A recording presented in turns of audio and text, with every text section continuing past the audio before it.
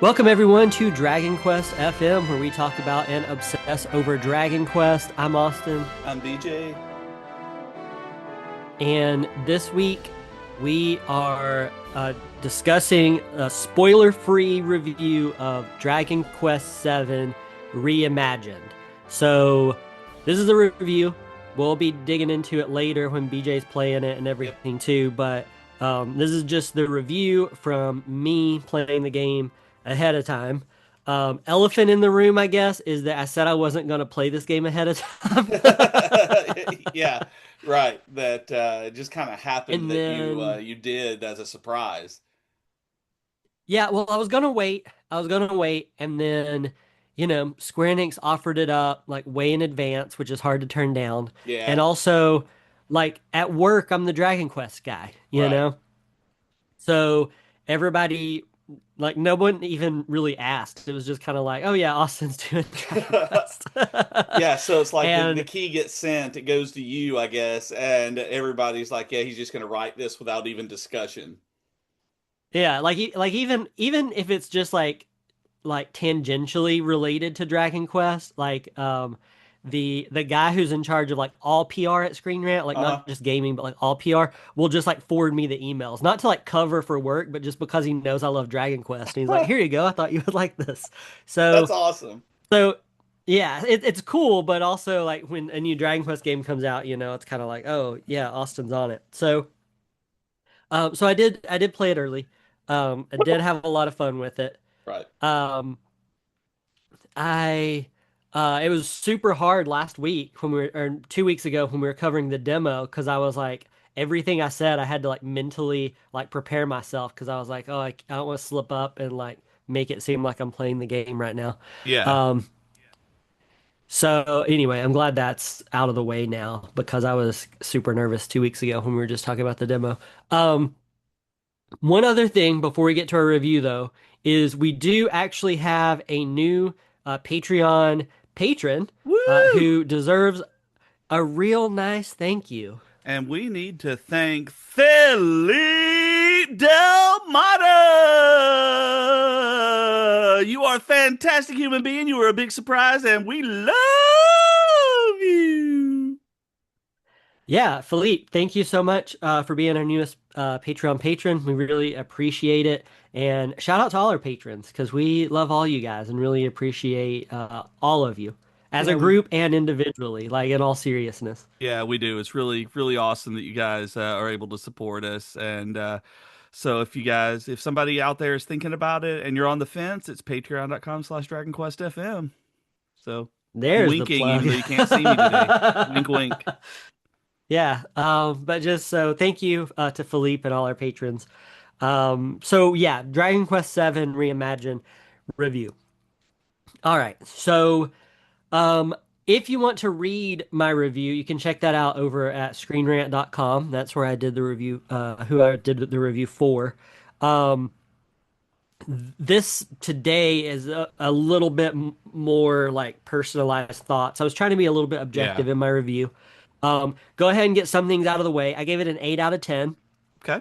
Okay, um, that's fair. which which looks like over on Metacritic, it looks like that's kind of how the like meta score is gonna average out Oh, okay. for this game once everything comes through. I think that's fair score for this kind of game. And so I gave it eight out of 10, which is good. It's a very good game. That's why by Screen Rant's metrics, 8 out of 10 is considered very good. Yeah. Not quite a masterpiece, but very good. Like we actually have terms, for each of it, so it's very good. Um, I spent around 40 to 45 hours in this game, so it is a Dang. much quicker version. For reference, spent more time, I spent less time on the 3DS version than a lot of people did. I beat the Hmm. 3DS version and I want to say like just under 70 hours. It might have been right at 60. I can't remember. I said it in an old episode like 5 years ago, so somebody can check me on that. But yeah, like 60 to 70 hours is what I finished the 3DS remake on. The PS1 version, I think took me 100 and like 15 hours or something. Yeah, I definitely it want to was a say it took me over lot 100 longer hours. than the 3DS. Yeah. So this one is significantly shorter than both of those versions previously. So if you've played some of the other ones, then, yes, this one is shorter.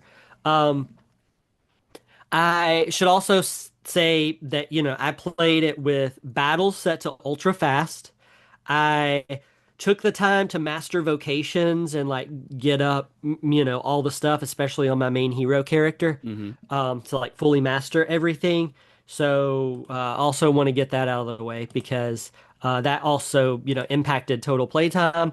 I was also the kind of person that, I'm running around and getting like, mini medals and doing like a little bit of side content along the way. The game even splits it up into like main story and what they call side stories Oh, that you cool. can do. And so, yeah, so like I filled up, my side stories.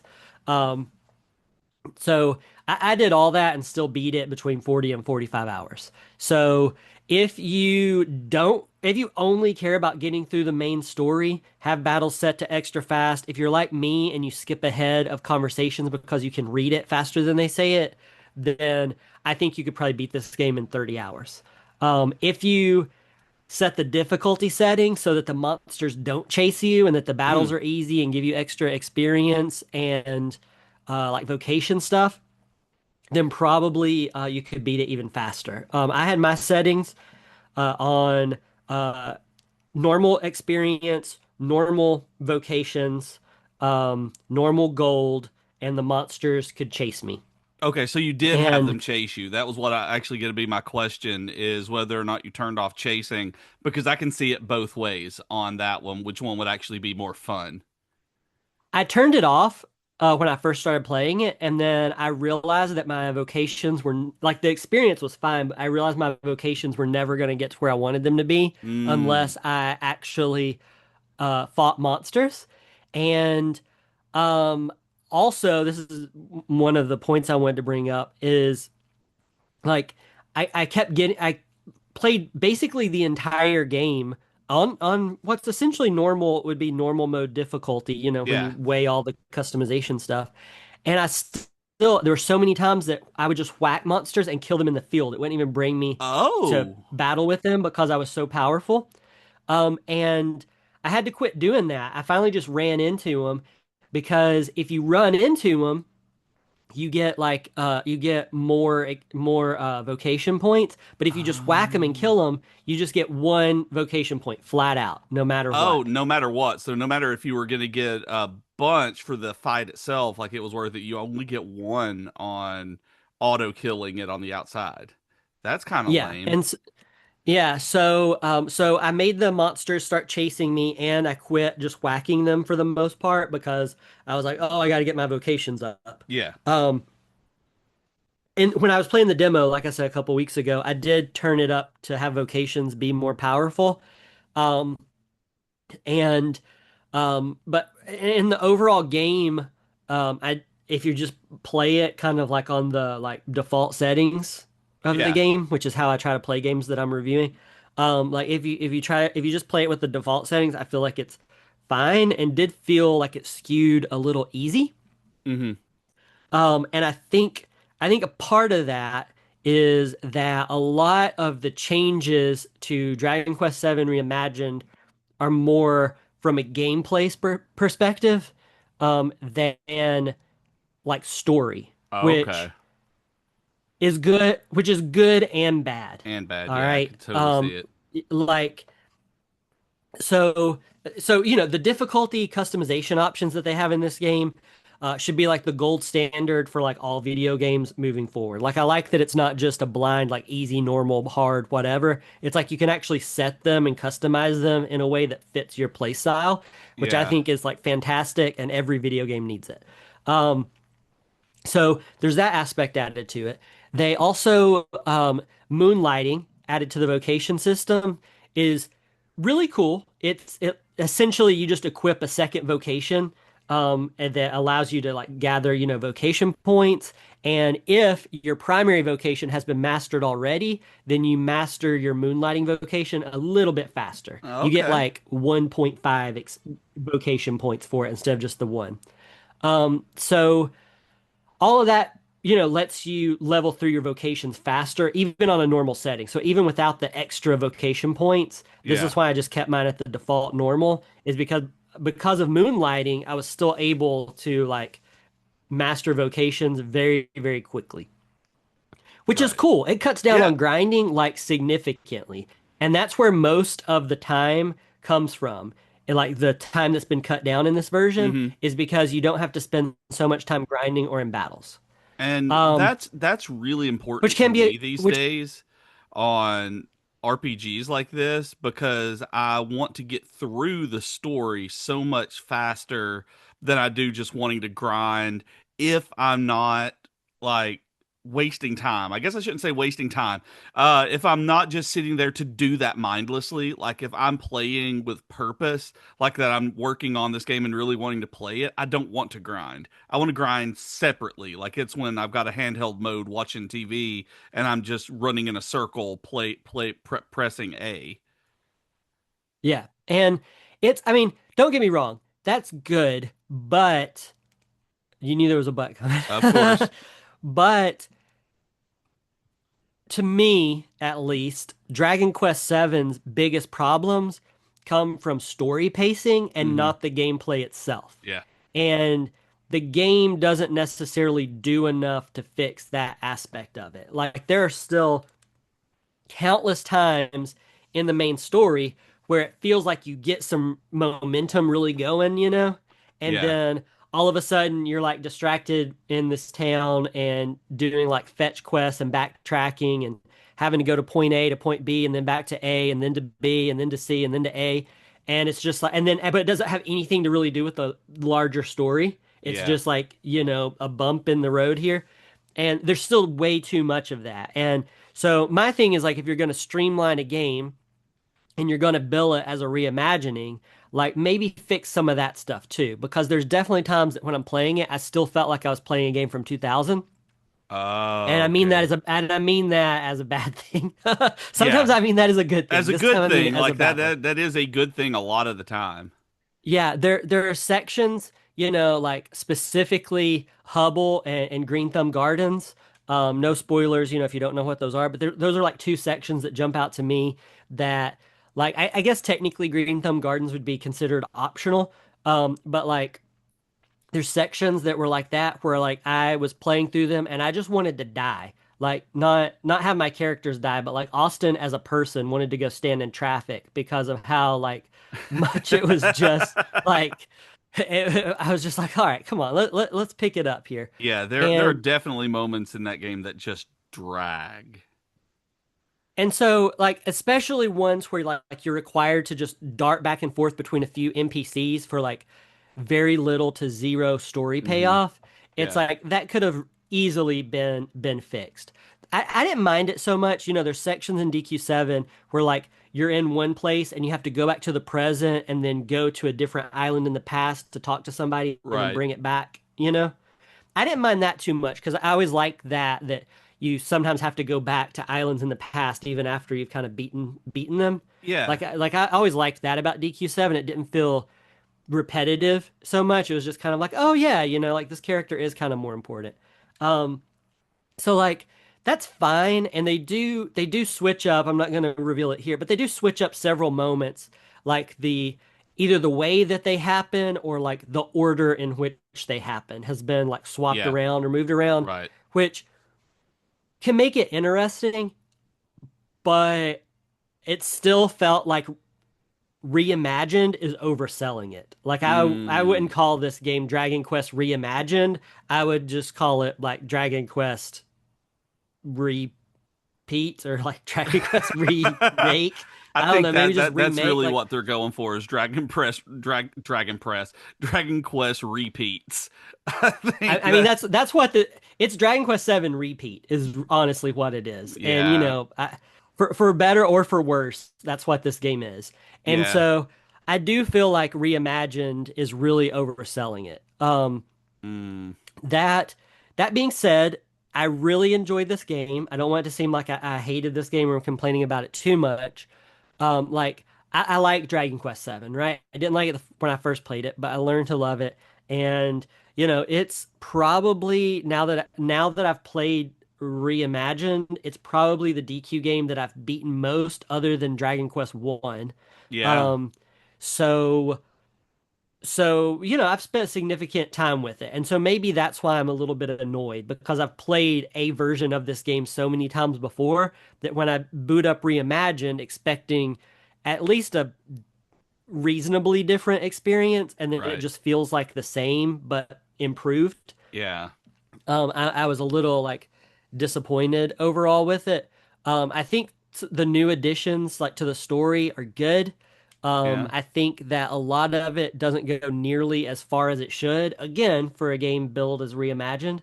Um, and there's nothing in this is a minor spoiler, I guess, but there is nothing in Dragon Quest Reimagined that is as impactful as the Princess of Canic joining you in DQ2. Oh, I can't say it yet. Never mind. That's going to be in our spoiler stuff, and as I So play through it so too. But that yeah, makes me I sad still yeah because there are things that I know and that I want to happen that I guess isn't going to happen. Like, it isn't going to be and as I mean important as there's some that. changes, but you have to think like Princess of Canic, like there's a whole fourth party member Uh-huh. in your party Yeah. for most of that game. And so it really drastically changes Dragon Quest 2. And I think Dragon Quest 2 overall is a better remake than Mm, DQ7 Reimagined is. I think two just like objectively two remake is just better all around. Like it's a near perfect, yeah. remake of a game. And and Reimagined feels somewhere probably under three. I think I would rank them two Uh remake. I'm talking HD 2D right, remakes right. here. Yeah, I'm yeah, thinking yeah. I would Not rank the them pixel two, remakes. 2, 3, 7, 1. Maybe Uh 2, 7, 3, 1. 3 and 7 are kind of interchangeable for me because they kind of have the same problem. They're just like the same game. So if you played it, it's like yeah, there's some changes, but like I don't feel like you're getting enough for either one of them to like feel super different from right. whatever other version you've played in the past. Um, and but like seven's good. Moonlighting is great.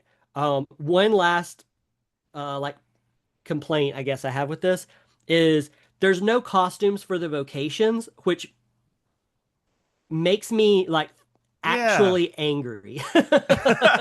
like Like you're I, actually mad I about this, like that they you can't believe that they did this, which I actually tend to agree with you on this, that it's not having the costumes for the different vocations is a significant oversight in a game where they place such a where they make such a big difference in how you play and how the game feels. yeah, and the ones, like the costumes, if you played the 3DS version, like those costumes are really fun and they kind of help break up the monotony of it a little bit when your Right. characters actually look different. And so it takes away some of the fun of the vocations. Like I've always said, Dragon Quest VII has my favorite vocation system of all time. Yeah. I'm now going to very specifically say Dragon Quest VII on 3DS has my favorite vocation system of any game of all time.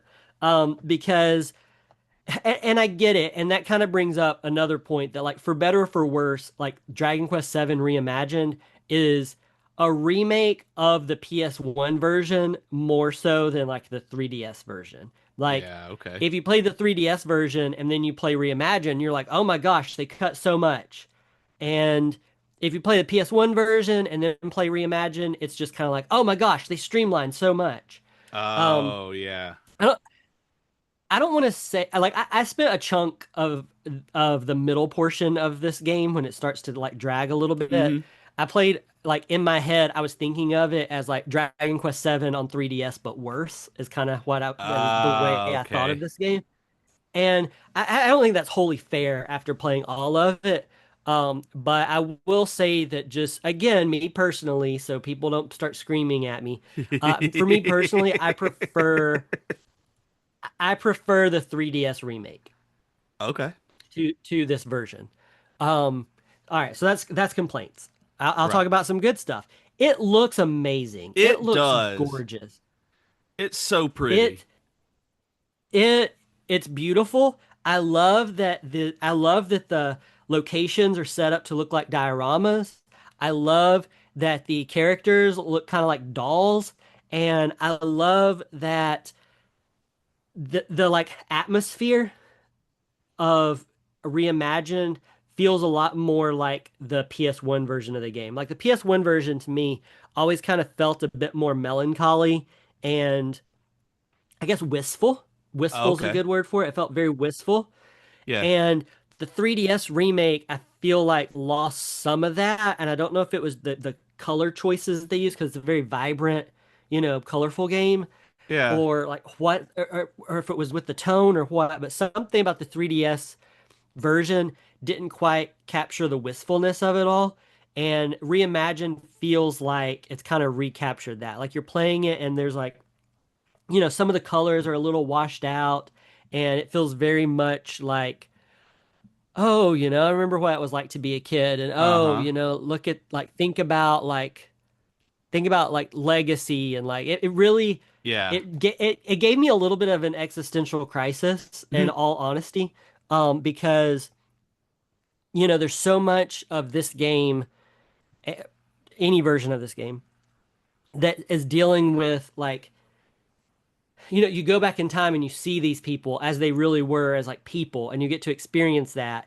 And then maybe in the present, you're there and it's like they're either like a legend now, or like people really don't believe they existed, or like people Mm. just got the facts about them wrong. And it's really interesting. And like while I was playing this, there was a big ice storm in Tennessee, Yeah. okay, which is where I'm from originally. My brother texted me and he was like, "Hey man, when was that big ice storm that, we like had to go to like the fire hall for because everybody in the Mm-hmm. community lost power?" And like he's like, "I think we played like Nintendo and everything." And it was 1994 BT dubs. Oh, But I was thinking it anyway, was I was thinking about 93, it, but yeah. and, and Okay. we started like reminiscing about. He was like, "Oh man, what?" I said something about the flood. And he was like, "Oh, I don't remember the flood. That was in 98." And then he was like, "Well, what year did our barn burn? It got struck by lightning." And so I was Oh telling him that. man. But I was thinking about it. And between DQ7, I was thinking about it then because like my mom died. My dad Right. has really bad dementia and does not Mm-hmm. remember like anything. And my brother apparently was too little for this, and we were a four-person family. And Yeah. so it freaked me out, and I was like, "Oh my gosh, I'm literally like the only person that remembers this who's alive now." Oh And I man. didn't want any of that. And I was like, when I die, those memories are just gonna be dead too. And so it freaked me out. So I started sitting my kids down, and like every day for the last like 3 weeks, I've been telling them stories from like my childhood or about family members they don't know who are dead already. Yeah. And I keep telling them, I'm like, you got to tell your kids about it. And they're like, Oh okay. man. And so, but a part of that was playing DQ7 Reimagined and thinking about that and like the passage of time and everything. Uh-huh. And so, like, anyway, I have been, doing that with my kids a lot now. And like, but this game feels like that. Like I can remember feeling kind Yeah. of like sad playing the PS1 version. Oh. And with the 3DS version, and never like 3DS, I mean, it still has sad moments, right? It's got Yeah, of some course truly it does. It heartbreaking really moments. does. But I don't know, the overall like tone of it feels slightly different, just ever so slightly. And it is, I mean, it's probably subtle, and I don't even know if anybody agrees with me, but I do feel like Reimagine recaptured that, where it Mm. doesn't just feel like a happy dumb adventure that kids are going on. It feels like there's like real stakes, and that there's a sadness to the whole affair. Right. And so, I really like that about it. The music is really good. Um, the vocation system is still good. Costumes aside, Yeah, I yeah, want it to like have the visual costumes, effects of but it aside. the vocation system is really good. Um, it does make the game significantly easier, like just because of the tactics, the AI and stuff that's used Hmm. for tactics and like and stuff like that, where you can put tactics on for like show no mercy, for example, and you can just let it autoplay essentially, assuming you have your vocations up. And that's cool, I think, for the people who want it. But like, and I used that for a little while, and then I was like, man, I don't even feel like I'm playing this game. And so I changed it to where the characters had to follow my orders Yeah. because, and this is old man Austin talking, because I was like, back in my day, Yeah. Yeah. I'm like, you memorize like the names of the moves and you had to Hmm. like you would know what those moves did and everything. But like here, especially, I would imagine if you have it set to like easy and stuff like that, like you can just Right. put tactics into show no mercy, put it in easy mode, and like you'll never even know like what attacks you're doing. You'll just be watching your characters just completely obliterate monsters, you know? Yeah. Which is fun And for some so people to do. part of So, I mean, I'm it's glad that fun it's for some there. people. It's not fun for me. Like if I Right. play a game, like I want to actively play it. And so I ended up changing it back to just where all four of my party members had to follow my orders. Yeah. And maybe I'm a control freak, but I like to think of it more as this that I wanted to really play the game. You know, I'm the opposite. I want to control the hero, but I like it for the most part. And I'll change it up depending on the fight, of course. But when I'm just going around for like a trash dungeon, I'll set all of the party members to doing their AI thing. Usually it's well, I can never remember it like the well balanced one. And then I'll control the hero. And the only game I can think of that I've ever sat it to fully automated turn-based battles was Bravely Default, the original one on the 3DS, where you could set up a strategy using the defaults, and then when you hit auto, it would replay that particular series of commands over again rather than using an AI. So I set up basically a Mm. gambit from Final Fantasy 12 and decide and let it run and would go through that way. But that's the only game I can think of that I ever let go completely auto on it, even though I do let some of my party members play and get mad when they don't heal in time on DQ Yeah, games. I mean, there was a couple of times where I didn't have to, but I wanted to like master some vocations, right? Uh-huh. And so I would set everybody on show no mercy, and even playing it like default settings, like I could do show no mercy and just like the regular trash mobs, I could just Yeah. like take care of them no problem. And there's like save statues that are often enough in this world that like replenish your HP and MP. Uh-huh. Um, Yeah. that help out. You can also there's a setting that I think I didn't use this one, but I think what it does is it replenishes your health and MP after every single battle. Oh. Like that is one of my favorite. Um, Okay, so in a DQ game, I don't think I'll like that. I don't think I'll use that at all. and I In hope I'm not saying it wrong. I just saw it when back when I was first playing the game, Yeah. And I and I think you're right. I thought to remember mention that it in the right now. settings. I remember that in the settings, and there's only one game or games, I guess the system that I like that does that is the Zeboid games that use the Cosmic Star Heroine engine. I love this engine. Cosmic Star Heroine has a fantastic RPG engine.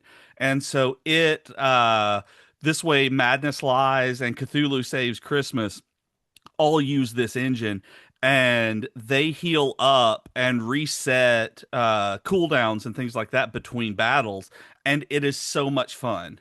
But I can't see that being as much fun in a DQ game just because of the way that the combat works. It being so traditional and not necessarily designed for that. I think that just seems overkill. Yeah, I don't know. I think there's some people who are just maybe even have never played Seven or got turned off by how long it is, Yeah, who are gonna want to play this one and set everything to as easy as it can be right. and just Yeah. get through the story and see what Dragon Quest Seven is. And And that's so valid I think and it's a for the great way to people, experience the story. yeah, and so I mean I think it's for people more like that who I mean and at the end of the day, it's like all those options really, like whether you want to play it all cranked up to the hardest it can possibly get or down to the easiest, or tinker with it like I did a little bit, like Hmm. however you want to do it. It's just like it's cool that it's that customizable. Yeah. I do want to say before we run out of time, like when all is said and done, and this is more speaking to people I guess who've like played Dragon Quest VII before, any version of it. But like Yeah. at the end of the day, I don't think Dragon Quest VII Reimagined is going to change your mind much on this game. So Okay. like Dragon Quest VII, I feel like is a pretty divisive entry, maybe the most divisive entry in terms of just people feel very passionately that they love it or very passionately that they hate it. Yeah. and um and I don't know that Reimagined is gonna change your opinion about it too much. I love Seven. I loved Reimagined. If you think Dragon Quest VII is slow, you're probably gonna think this one is slow, even with the streamlined stuff. If you think DQ7 is boring, you're probably gonna think this version is boring. If you think DQ7 is fantastic and you love the characters, you're gonna think that this version is fantastic and love these characters. Where, like, I don't know that it's gonna really change anybody's mind. Yeah. Which I don't And know if maybe they're that's trying to do that. Like it's not like they've, which I guess Reimagined kind of made people think that with the title, but everything you've said, yeah, I don't think it's different enough to change anyone's opinion on it as a whole. Maybe individual parts. yeah. I mean, there's some changes in this game, like story changes that I'm like glad exist, where I see them and I'm like, oh, this is better than what existed in any previous versions of this Hmm. game. And then, but there's still a lot of stuff where I'm like, oh my gosh, why did you not change this at all, or why did you not tweak Mm. this a little bit? And um, like nothing, none of the changes make the game worse Yeah. other than taking the costumes out.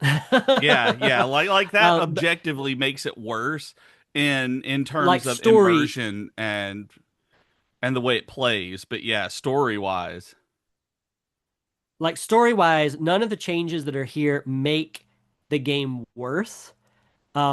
Most of them make it better, and some of them, honestly, I'm just kind of ambivalent about. Um, but but yeah, I mean, I think it's good. I think I said this in my review, like my written review, but like really when this came out, you and I, we were questioning like does the is it even like does it is its existence even justified? And right? so that was like one thing I really questioned as I was playing it, and in my written review is like, does Reimagine justify its existence? And at the end of the day, like it's kind of like a yes but answer, but Hmm. it's like, okay, it needs to be here because it needs to be on a modern system that like a new generation of people can play. Like when the 3DS version came out, I mean, that's like 10 years ago now. Been a long time, and you And can't get the at console least anymore. for the English version was 10 years. It's 13 years for Japanese version. And it's like the console is it's a dead console now at this point. The 3DS eShop is dead. If you want to buy physical copies of Dragon Quest VII on PS1 or on 3DS, you're gonna have to shell out money for it, especially if you want to like complete, right? And so it's like, yeah, this game needed to exist because there needed to be a more affordable way to experience it, and it also like all the people who were like too young to play it when it came stateside Yeah, 10 years ago are like now, let's say in college or whatever, high school even, and are like maybe want to right. check out Dragon Quest 7. And so this is like a really easy to digest way to do that. And so it's like, yeah, like this game needs to exist purely for those reasons. If you have been playing Dragon Quest games for 40 years or 20 years or 15 years or 5 years, and you've played this game before, then like you may not find it like as eye-opening as you wish it would have been. Right. But it's really good. And I got an email right before we're recording this that my collector's edition is on the way. So Oh, sweet. We'll have to do like an unboxing video for the collector's edition so I can Yeah. show off all the cool stuff. I'll wait and open it with Oh. you and record it and everything. Oh wow. So that should be fun. It should come I assume in the next couple of days. That's Um, great. so so, I mean, I don't want it to seem like I'm hating on this game. Like, I liked Reimagine. It didn't change enough for me, but I still liked it. Still wish it had the Vocations costumes. But, I'm excited to have the collector's edition. I can't wait to put the little ship out on my desk to Yep. admire all the time. Um, and it is a good game. It is a very good game. I know that I'm going to be way more specific with stuff at a hmm later date. Just waiting for you to get the game and play it and just kind of Yeah. speak It's to on it its alongside you way, I playing it. think. Like it should be delivered soon. I don't know if it's going to It come should be. It in on said release day. We're recording this a little bit ahead of release day, so I'm hoping that it comes in then, but I've had bad luck with getting Dragon Quest games delivered on time. Amazon says Friday, Friday. Okay.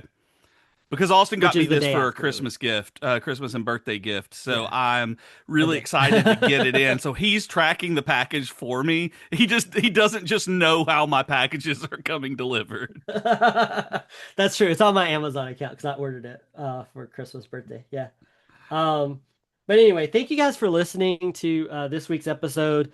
Um, please check out Dragon Quest Reimagined. I mean, there's a free demo, so Yep. check it out for yourself, see what you think. Um, And your this progress episode is going does. out like on Oh, sorry. The transfer. progress does transfer as well, so you won't don't have to worry about it uh just cutting you off and then having to redo anything either. Yeah. This episode is going up like on release day or right around release day. So, maybe you're playing it already. Be sure to let us know what you think of the game so far. Whether you agree with what I'm saying, disagree with what I'm saying, like all those people did with DQ1, or whatever. We're on Twitter and Blue Sky at Dragon Quest FM. You can leave comments on YouTube, which is youtube.com/at DQFM. Or you can also leave comments on Spotify if you're watching or listening to the episodes there. I'm over on Blue Sky and Twitter, mostly Blue Sky, at Dragon Quaston. And I'm over on Blue Sky as bjkgames.com and on Twitter at bjkgames.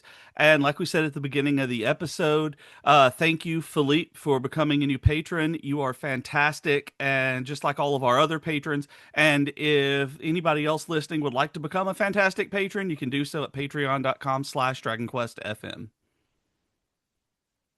Thanks, everybody, and we'll see y'all next week. Bye, y'all.